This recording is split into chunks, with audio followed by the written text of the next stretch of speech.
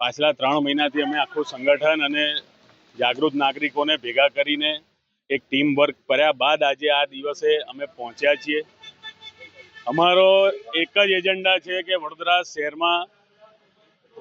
શહેરની પ્રજાનું સાંભળે એવા ઉમેદવારો જીતીને આવે, એવા ઉમેદવારો કે જે વડોદરા શહેરની પ્રજા માટે કંઈક કરવા તત્પર હોય, નહીં કે વડોદરા શહેરમાં બની બેઠેલી મોટી ભારતીય જનતા પાર્ટી હોય કે કોઈ પણ અન્ય પાર્ટી હોય તો એ પાર્ટીનું પહેલા કરતા હોય છે. ઉમેદવારો જીત્યા બાદ પ્રજાને ભૂલી જતા હોય.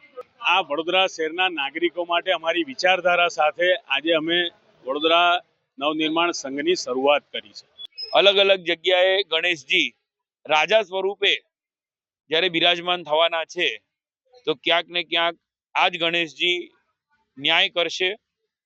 આજ ગણેશજી મારફતે વડોદરા વાસીઓનો કંઈક ઉદ્ધાર થશે. ભગવાનને એક ચિઠ્ઠી જ્યારે લખવામાં આવે અને એ ચિઠ્ઠીનું અમે યોગ્ય રીતે નિરાકરણ આવે, ન્યાય થાય, તો એ ચિઠ્ઠી ભગવાનને અર્પણ કરવા માટે જ કે પ્રભુ એ ન્યાય અપાવવા માટે જે કંઈ વ્યક્તિઓને નિમિત્ત બનાવીને કાર્ય કરી શકતા હોય એવા તમામ કાર્યો અમે કરવા તૈયાર છે.